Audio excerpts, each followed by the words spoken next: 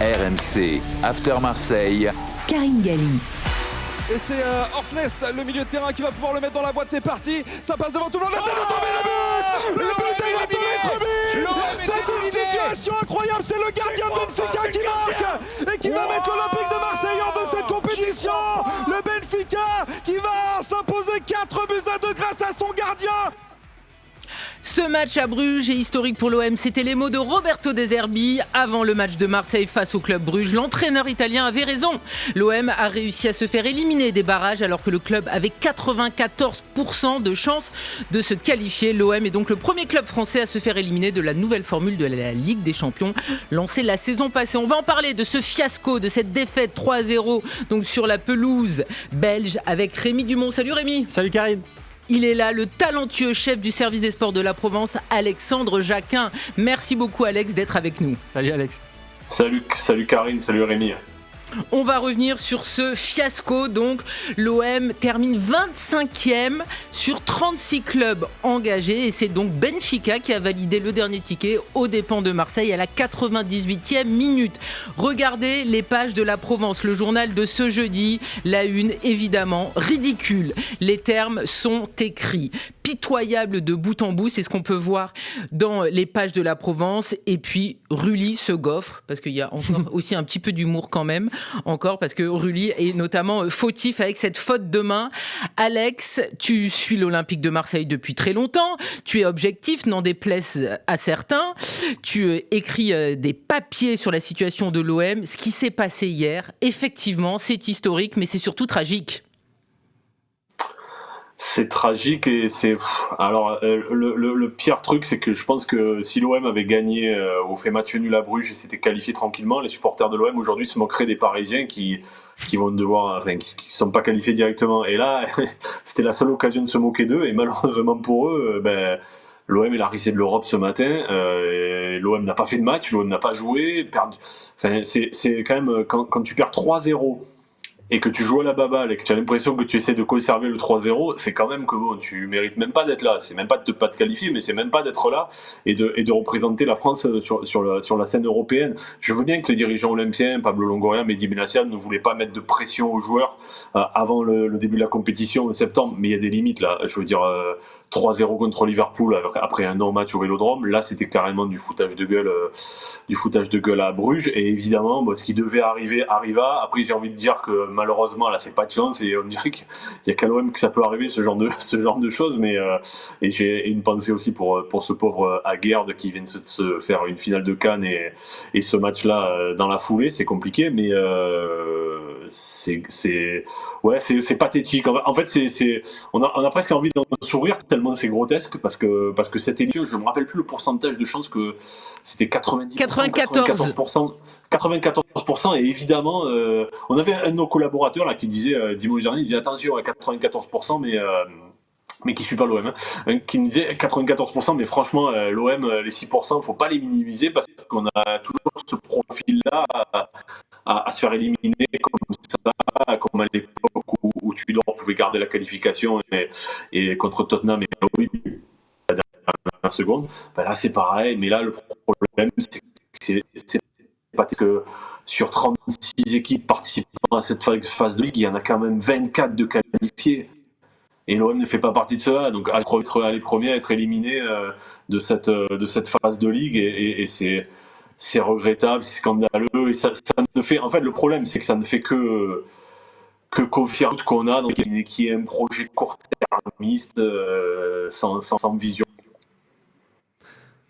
Un coup de massue monumentale, ce sont les premiers mots du papier dans la Provence, un scénario catastrophe, un véritable cauchemar, mais aussi tellement mérité, parce que c'est vrai que Rémi, ce qu'on a vu hier, c'est scandaleux, ce qu'on avait vu face à Liverpool, c'est scandaleux. En plus, entre-temps, on rappelle qu'il y a eu la très bonne prestation face à Lens, et franchement, hier, on rappelle, et très souvent tu en parles, on a Marseille qui encaisse 2 buts après seulement 11 minutes de jeu. L'entame de match, elle est cataclysmique, et on nous avait dit que c'était une soirée historique, qu'il fallait évidemment qu'on joue le match à fond. Et Marseille, les joueurs sur le terrain ont été totalement dépassé dès le début. Bruges a fait un match de Coupe d'Europe, Marseille absolument pas. Non, et puis c'est pour ça je rejoins Alex, quelque part c'est totalement mérité, parce que quand on voit l'entame de match avec un 2-0 au bout de 12 minutes de jeu, on sait que ça va être une soirée compliquée, alors que comme Roberto De Zerbi l'avait annoncé, ça devait être une soirée historique pour la qualification de l'OM pour les playoffs. Finalement ce ne sera pas du tout le cas. Quand on voit en plus la compo d'équipe, on se dit qu'il y a quand même des choses intéressantes, parce qu'il y a des joueurs qui sont en forme, ou en tout cas il met les joueurs les plus en forme du moment. Je pense à Gouiri, Greenwood, Højbjerg, Aguerd, Murillo, Weah, Traoré aussi qui faisait son apparition. Mais encore une fois, le problème à l'OM, c'est que sur les 30 matchs qu'a joué l'OM cette saison, toutes compétitions confondues, c'était la 30e composition d'équipe différente, ce qui montre encore que alors ok, il peut y avoir des suspensions, des blessés. Les suspensions, c'était notamment le cas de Benjamin Pavard pour ce match-là, mais il y a aussi des blessés, certes, mais ça c'est les aléas d'un club, et notamment d'un grand club qui joue sur plusieurs tableaux, ce qui est le cas avec l'OM. Après, encore une fois, on l'a beaucoup dit, à Marseille cette saison, il y a deux problèmes. Il y a le premier quart d'heure et les 10 dernières minutes dans le jeu. Et là, on a tout eu. C'est-à-dire, on a eu le premier quart d'heure où il y a 2-0, et puis je crois que le troisième but de Stankovic, 79e. Donc on sait que ce sont des moments importants que Marseille a du mal à gérer, évidemment, ce qui donne le résultat suivant. Après, ce qui est tragique en plus pour moi, c'est le scénario, c'est pas l'élimination, parce que quelque part elle est méritée, mais évidemment de voir que Marseille prend encore un but dans le temps additionnel, mais c'est même pas son match, c'est celui de Benfica, et en plus c'est le gardien Troubine qui marque. C'est rajouter du comique dans le tragique, ce qui montre bien que c'était pas pour Marseille ces playoffs de Ligue des Champions, malgré tous les travaux qui ont été faits depuis le début de saison, avec un recrutement, avec des projets de jeu, même si sur le coup, sur justement cette première période face à Bruges, on a eu du mal à voir le projet de jeu, parce qu'il y avait beaucoup d'écart, beaucoup de distance entre chaque joueur de l'Olympique de Marseille, donc beaucoup d'espace pour les Belges, hormis Greenwood qui a fait ce qu'il a pu, mais il ne peut pas non plus à chaque fois sauver l'OM ou tout faire tout seul, avec des frappes de loin ou des dribbles. Il y a un moment en fait où ça passe pas, et puis on va pas se mentir, Bruges n'est pas bête, c'est un club qui est habitué à jouer la Coupe d'Europe, son stade est bouillant, il savait très bien qu'il pouvait faire la diff. Après, je regardais en préparant ce podcast, Marseille c'est 45e à l'indice UEFA, Bruges c'est 20e, donc vous voyez, il y a une certaine logique qui a été respectée, même si franchement on pouvait attendre beaucoup mieux de la part de l'OM sur ce match-là. Mais Rémi, on peut pas se cacher derrière ça aussi, parce qu'on va en parler. L'OM est donc le premier club non qualifié pour les playoffs. Jamais les premiers. Il y a des clubs comme Karabakh qui sont qualifiés, qui vont aller eux en barrage. L'OM, c'est 5 défaites dans cette phase de groupe en 8 rencontres, 14 buts encaissés, 11 marqués. Il y a eu évidemment beaucoup d'analyses concernant la composition d'équipe, concernant effectivement aussi ce fait que Roberto De Zerbi change constamment de composition d'équipe. Et il y a une information RMC Sport qui est signée Fabrice Hawkins. Visiblement, des discussions sont en cours entre toutes les parties pour un possible départ de l'entraîneur italien. On rappelle que samedi à 17h, il y a le match au Paris FC, et qu'actuellement les joueurs marseillais sont à Clairefontaine. C'était prévu de toute façon qu'entre le match en Belgique et après le match de Coupe de France, et donc et peu importe le résultat, et qu'après le match face au Paris FC, dans ce laps de temps, il reste à Clairefontaine. Alex, il faut absolument que l'on parle des choix également. On avait vu que face à Liverpool, Marseille a été dépassé. Hier, Marseille a été une nouvelle fois dépassé. Donc moi, j'ai envie de te poser la question, à qui la faute ? À qui on en veut le plus aujourd'hui, après cette élimination, après aussi des défaites rageantes, parce qu'on dit qu'il y a du positif, mais au final, tu perds contre le Sporting, tu perds contre l'Atalanta Bergame, et le contenu était très mauvais. Tu perds contre Liverpool, le contenu est très mauvais. Et tu perds encore hier face à Bruges, le contenu est très mauvais. Il y a 3 hommes, Longoria, Benassia, De Zerbi, ou les joueurs, le package. Pour moi c'est le package, parce qu'en fait au-delà des joueurs, alors, il y a certains joueurs, moi je suis désolé de le dire, mais la hype sur Balerdi, ça a trop duré. C'est bon, là, ça devient du snobisme. Non, c'est plus possible. Balerdi, sur le deuxième but, il fait un marquage qui est digne d'un marquage de PHB de l'époque, quoi. Vous voyez, je veux dire, Vermont, il a 2 mètres, quoi. Et il le lâche, il le regarde, et puis l'autre, il frappe, il marque. Ok, et c'est pas la première fois, et ce sera pas la dernière s'il continue à jouer. Rolly, on se demande aujourd'hui c'est quoi son vrai niveau. Est-ce que c'est le niveau de ce qu'on voit actuellement, ou est-ce que c'était le niveau de l'année dernière? Peut-être qu'en fait il a fait une saison dernière 2024-2025 exceptionnelle et qui était un peu au-delà de ses vraies qualités. Et après, bon, les choix de De Zerbi sont incompréhensibles sur ce match-là, parce que Weah qui fait une excellente saison. Il a fait une excellente saison quand il est aligné en piston droit. Qu'est-ce qu'il nous le met à gauche? Il nous le met à gauche. Ensuite, je peux continuer sur le milieu de terrain. Kondogbia, je veux dire qu'on nous cite un bon match de Kondogbia à l'OM. Allez, il y a le match à Madrid et encore, il fait une faute. Mais ensuite, quel grand match a fait Kondogbia à l'OM? Ça dure depuis 3 ans. Je veux dire, c'est le seul joueur qui a l'immunité de stabilité, lui. Alors lui, il reste, ça fait 3 ans. Les autres, ils ont une durée de vie de 2 mois. Parce que je n'exagère pas, mais à un moment donné, avant c'était une durée de vie d'1 an, maintenant c'est une durée de vie, après c'est passé à une durée de vie de 6 mois, aujourd'hui c'est une durée de vie de 2 mois. Quand on voit Vermiren, il y a en novembre c'était Iniesta, aujourd'hui c'est Michael Cuisance, quoi. Je veux dire, du jour au lendemain. Malheureusement, il n'y en a qu'un des deux qui a joué à l'OM dans tes 2 exemples, c'est ça qui est dommage. Non mais voilà, malheureusement, mais j'ai rien contre Michael Cuisance en plus, parce que je caricature évidemment, mais c'est pourquoi? La question c'est pourquoi? Qu'est-ce qui se passe en coulisses pour qu'on en arrive à déclasser des joueurs comme ça? Les joueurs, ils ont besoin de stabilité, ils ont besoin d'un projet à long terme, ils ont besoin de se poser, d'acquérir de la confiance, surtout dans une ville avec un environnement complètement fou. Et là, ça peut pas marcher comme ça. En fait, ça peut pas marcher. Ça ne fera que vivoter si ça continue comme ça. Il y aura des éliminations, il y aura des crises, il y aura de nouveau 2 beaux jours qui reviendront, le soleil reviendra, puis il y aura une nouvelle tempête. Ça ne peut pas fonctionner. Voilà, ça ne peut pas fonctionner comme ça. Les choix de De Zerbi, écoutez, moi je trouve que autant je trouvais que les gens étaient trop dithyrambiques sur De Zerbi jusqu'à avant-hier, autant je trouve qu'ils sont trop durs aujourd'hui. Oui, il a fait un mauvais match, mais que je sache, on le savait quand même qu'il ratait des rencontres quand il était à Sassuolo, quand il était à Brighton. On savait qu'il prenait des cartons, notamment contre des équipes inattendues. On savait qu'il pouvait battre n'importe qui. C'est le profil de De Zerbi. Alors, on va pas s'étonner aujourd'hui, ça fait 1 an et demi qu'on le sait. Si c'était un coach qui était stable, qui n'était pas imprévisible, mais il serait pas à l'OM. Je veux dire, depuis 1 an et demi, il se sauve grâce à Greenwood aussi, en fait. Faut être clair. Justement, Alex, tu fais bien de parler de Roberto De Zerbi, puisqu'il s'exprimait en conférence de presse d'après-match, et on a vu qu'il avait le visage très marqué pour ceux qui nous regardent, et des propos aussi très sévères envers lui-même.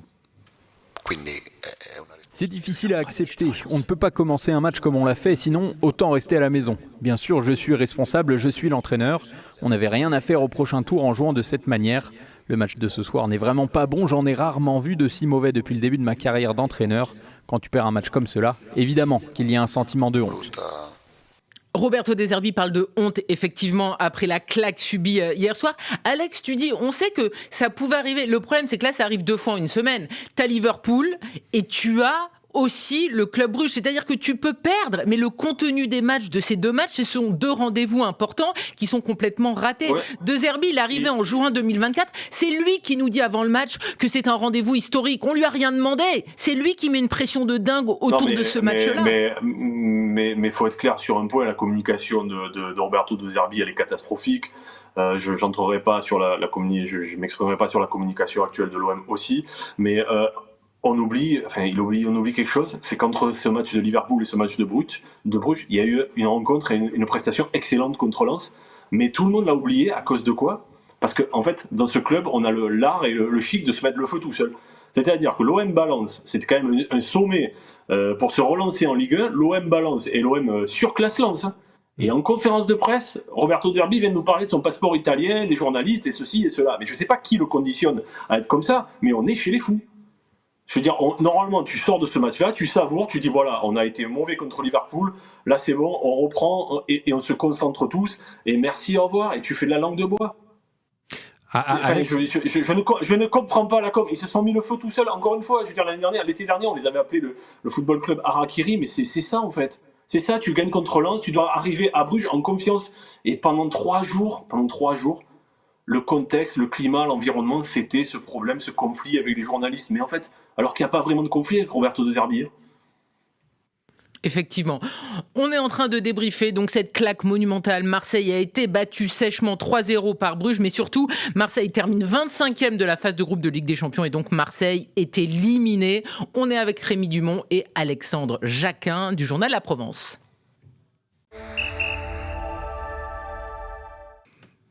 Vous êtes dans l'After Marseille, on revient sur la claque subie par l'Olympique de Marseille hier soir. Les Marseillais ont été battus 3-0 sur la pelouse du Club Bruges. Marseille avait 94% de chances de se qualifier pour les barrages de Ligue des Champions. Mais non, Marseille avec cette claque 3-0 et dans le même temps, le but du 4-2 pour Benfica face au Real Madrid finit 25e. Et Marseille donc ne verra pas les barrages. On est avec Rémi Dumont et avec Alexandre Jacquin. Rémi, Roberto De Zerbi, effectivement, il est très déroutant. Depuis qu'il est arrivé à Marseille, il a déjà dit « si je suis le problème, je peux partir ». Ça, c'était après une claque subie face à Auxerre en Ligue 1. Là, on a eu 2 rendez-vous majeurs qui ont été ratés. Entre-temps, tu t'offres le luxe de battre le leader Lens au Vélodrome avec une prestation aboutie. Hier, il est responsable aussi. Alors, il nous avait fait la tirade de « j'aimerais savoir si quand on gagne, ce sont les joueurs qui sont responsables et quand on perd, c'est l'entraîneur ». Ça, c'était effectivement ses mots après Lens. Mais hier soir, tout le monde est responsable, dont Roberto De Zerbi, c'est l'entraîneur. Hier soir, tout le monde est responsable. Après, personne, et bizarrement, il ne l'a pas dit, Roberto De Zerbi, quand il s'est qualifié en Ligue des Champions et que tout le monde soulignait le super travail de l'Olympique de Marseille en fin de saison dernière parce qu'ils avaient retrouvé la Coupe d'Europe en plus directement avec une deuxième place derrière le PSG. Moi, en fait, ce qui m'interroge cette saison, c'est sur l'aspect mental des joueurs. Moi, j'ai l'impression que Roberto De Zerbi, qui est un sanguin, qu'il a dit plusieurs fois, Marseille est fait pour lui parce que c'est une ville et un club de passion.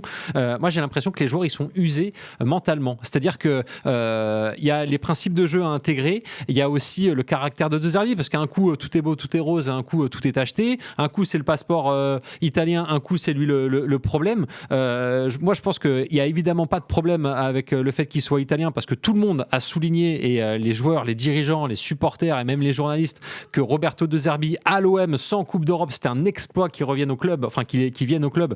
Parce que de toute façon, c'est pas audible. Fabio Capello l'a dézingué, il est italien, donc c'est quoi ? Il y a que les Italiens qui peuvent émettre des critiques envers un Italien. Non, mais voilà, ça c'est pour réfuter l'argument du passeport italien. Pour en revenir surtout à l'aspect mental, moi j'ai l'impression que les joueurs sont usés parce que, en gros, Roberto De Zerbi, il souffle le chaud et le froid. Il va mettre des pics aux joueurs. En même temps, il va être leur papa, leur protecteur. Moi, c'est ça qui me paraît très compliqué. On l'avait vu dans le documentaire de l'OM, quand il s'embrouille avec Ismaël Koné. On voyait qu'en début de saison, il attendait beaucoup de ce joueur-là. Alors, ok, entre l'amour et la haine, il y a une frontière qui est infime, c'est vrai. Mais j'ai vraiment l'impression que les joueurs savent même plus sur quel pied danser, parce que quand on regarde aussi sportivement hier, en termes de jeu, en termes de tactique, on sentait des joueurs perdus. En tout cas, c'était l'impression qui donnait. Et puis des joueurs qui jouent pas vraiment à leur place. Alors évidemment, Timothée Weah jouait piston gauche, alors qu'à la base c'est Emerson, mais il est blessé. Donc voilà, fallait bien quelqu'un pour le remplacer. Mais j'ai l'impression que les joueurs, à force de changer de système et de position, ça devient de plus en plus compliqué pour eux sportivement, mais en plus mentalement, avec le caractère de Roberto De Zerbi. Alex, tu l'as un petit peu évoqué, depuis que Roberto De Zerbi est arrivé, on rappelle en juin 2024, on recherche le De Zerbi Ball qu'on voit très peu, mais il y a une séquence hier qui est terrible. On a l'impression que Marseille joue la défaite 3-0. On est en fin de match, les Marseillais se font la passe derrière, entre les défenseurs, entre le gardien, pour garder un 0-3 qui serait acceptable pour se qualifier en phase de barrage. Mais enfin, c'est pas possible. Enfin, c'est complètement fou. Cette séquence, maintenant, avec le recul, on se dit, mais comment est-ce possible que des joueurs, en plus, des joueurs qui sont, on le rappelle, sont capés. Ce ne sont pas des jeunes joueurs qui doivent être pétrifiés. C'est des joueurs qui ont quand même, évidemment, de la bouteille. Non, mais après aussi, la question, c'est qu'est-ce qui se serait passé si l'OM avait pris un 4e but en se projetant trop vers l'avant? Se serait fait défoncer aussi par la presse, par les supporters, ce qui aurait été logique. Donc, sur ça, enfin moi je suis choqué parce que je considère que ils nous disent qu'ils rentrent sur le terrain, qu'ils ne connaissent pas les autres résultats, et même moi je suis pas convaincu. Je veux dire, je pense qu'à un moment donné, quand il y avait ce 3-0, il leur suffisait à être qualifiés pendant quelques minutes et ils ont cherché à le garder, mais c'était choquant. Quand on regardait le match, c'était choquant. On se dit, c'est ça l'OM. Enfin, je veux dire, c'est ça que l'OM est devenu, ça, un club qui est obligé de conserver la défaite 3-0 pour se qualifier, alors qu'en face, les clubs qui peuvent se qualifier sans vouloir leur manquer de respect, c'est pas fausse, mais au final, le Karabakh qui se qualifie, enfin, Ça sert, enfin moi voilà, c'est toujours pareil, c'est que aller en Ligue des Champions pour progresser, c'est une chose. Aller en Ligue des Champions pour que l'ossature de l'équipe progresse, pour que les jeunes joueurs emmagasinent de l'expérience, c'est une chose. Mais aller en Ligue des Champions avec des joueurs dont on sait que la moitié ne seront plus là dans quelques semaines ou quelques mois, en quoi tu progresses quand tu joues comme ça et que tu as ces joueurs-là? Je veux dire, la dernière fois que j'ai fait l'after, je crois qu'on parlait de Robinho Vaz, il est plus là. Je veux dire, non mais je ne comprends pas le projet en fait, voilà. Et en fait c'est symptomatique du projet, je ne comprends pas le projet. Tu te dis, tu es en Ligue des Champions pour progresser avec des joueurs qui vont rester, c'est une chose, peut-être que tu te dis, allez c'est pas grave, tu es éliminé, mais là tu joues pour tu n'as même pas l'impression qu'ils avaient envie de se qualifier. Et là on est à un tournant, c'est-à-dire que la saison elle n'est pas foutue, mais on est sur un tournant de 10 jours avec le match contre Rennes en Coupe de France, sans prolongation, c'est-à-dire des tirs au but direct au Vélodrome. Le Stade Rennais peut faire un partout, un 0-0, se qualifier au tir au but. Et là, c'est un cataclysme. On rappelle... Voilà, parce qu'ensuite, il y a le Classico. Voilà, c'est un cataclysme. Donc, il y a trop de pression pour rien. L'OM se met le feu tout seul, encore une fois. On rappelle les rendez-vous, effectivement, on l'a dit, donc c'est samedi le match au Paris FC à 17h au Stade Jean-Bouin. Puis il y a la réception, donc ça sera les retrouvailles aussi entre les supporters et Marseille, ça sera donc en Coupe de France mardi. Et puis il y aura donc après le déplacement à Paris. Il faut qu'on parle également de Benassia. Il arrive en novembre 2023, il était conseiller sportif, maintenant il est directeur du foot. Quand il a été interrogé à chaque fois sur le fait qu'il y avait un recrutement qui changeait constamment avec des nouveaux joueurs qui arrivaient, c'est l'idée de Longoria, Benassia la soutient. Quand on disait et quand on dit toujours que Marseille ou la commanderie c'est parfois un terminal de Marignane, ça ne lui plaît pas, mais la réalité c'est que l'effectif change tout le temps. Il le justifie en disant il faut des joueurs adaptés au style de jeu et à la ville, en disant que quand on s'est trompé il faut tout de suite réagir. Il avait pris les exemples par exemple de Wai ou de Brassier. Là, ils sont où ces joueurs au style de jeu, à la mentalité, au caractère pour jouer à l'OM? Parce que les 2 grands rendez-vous de Ligue des Champions, de cette fin de phase de groupe, ils les ont ratés dans les grandes largeurs. C'est les joueurs expérimentés qui ont déçu à Marseille. On ne va pas en vouloir à un petit qui n'a pas les épaules pour porter Marseille. C'est les leaders aussi qui ont failli hier et aussi contre Liverpool d'ailleurs. Moi, j'ai trouvé sa sortie hier soir. Alors, elle est courageuse parce que voilà, il parle avec son cœur. Mais par contre, il faut pas oublier que les joueurs, c'est lui qui les a choisis. Je veux dire, il est arrivé en 2023. Il a critiqué l'équipe qu'il y avait en 2023-2024. Logique, en disant qu'il n'y avait pas de caractère, qu'il n'y avait pas de leader. Ok, bon, mais pas de caractère, pas de leader. Un an après son départ, Pierre-Emerick Aubameyang revient. Donc bon, il était quand même dans cette équipe de 2023-2024. Geoffrey Kondogbia, je ne veux pas faire une fixation sur lui, mais encore une fois, il est là et il est sur le terrain. Alors que je suis désolé, mais il n'a plus le niveau pour être sur le terrain à ce stade de la compétition.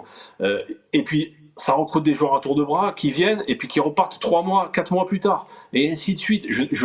On ne comprend plus, vraiment, on ne comprend plus. On ne sait pas où est-ce qu'ils veulent en venir. On ne comprend pas du tout le projet. Moi, je suis désolé, mais je ne comprends plus. Enfin, je ne comprends pas. Ils ont recruté des joueurs qui devaient être de caractère, mais au final, finalement, il s'avère qu'ils ne sont pas de caractère. Donc, on va encore quoi? Il reste 3 jours de mercato. On va encore quoi? En faire partir 1 ou 2 et pour en reprendre les nouveaux O'Reilly, les nouveaux Vermeeren, des joueurs qui vont jouer 2 mois. Je veux dire. C'est incompréhensible. Je ne veux pas revenir sur lui, mais il y avait quand même un joueur cadre qui était exemplaire, quoi qu'ils ils aient dit par la suite, qui était exemplaire dans le vestiaire, et c'était Adrien Rabiot et qui tirait tout le monde vers le haut. Ils l'ont fait partir, ils l'ont pas remplacé. Aujourd'hui, ils n'ont pas trouvé de milieu de terrain. Malheureusement, la défense, il se trouve que Pavard, c'est absolument pas un leader et qu'on voit que sa saison, c'est de mal en pis. Voilà. Et en fait, le recrutement, encore une fois, les recrues d'hiver, on va pas les juger parce qu'ils arrivent et il y a de l'énorme potentiel. Mais par contre, depuis 1 an et demi, l'OM repose sur Mason Greenwood. Voilà, tout simplement. Il suffit que Mason Greenwood ne soit pas en bonne forme, mais quand même, il faudrait s'estimer heureux d'avoir un tel joueur à l'OM quand même, parce que c'est lui qui les a qualifiés en Ligue des Champions, c'est lui qui les fait gagner des matchs.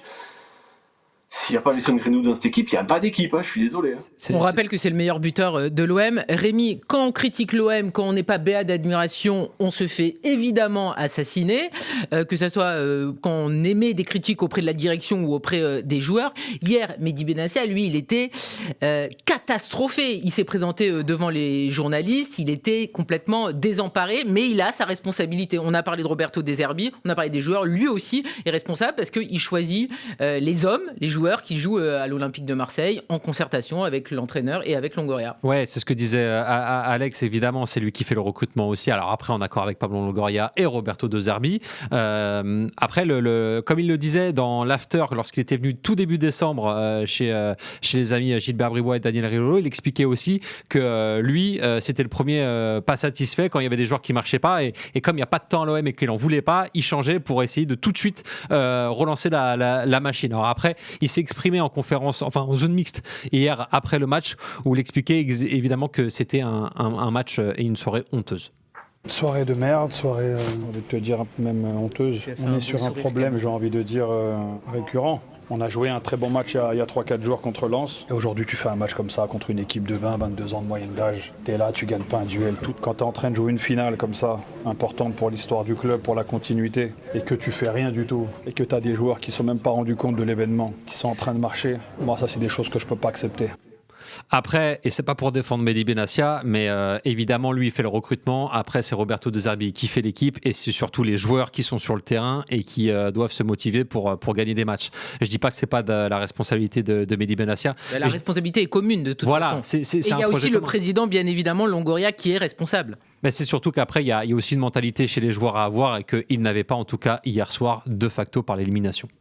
Alex, pour terminer ce podcast, on rappelle, il y a 2 rendez-vous. Alors, il y a le Paris FC, bon, tout est possible. Enfin, là, on rappelle quand même que Marseille est largement favori, même si au match aller au Vélodrome, ça avait été compliqué 5-2. Mais c'est vrai que la saison, maintenant, c'est focus sur la Coupe de France, aller chercher une 11e victoire en Coupe de France, aller chercher un titre depuis 2012. La saison va reposer là-dessus ?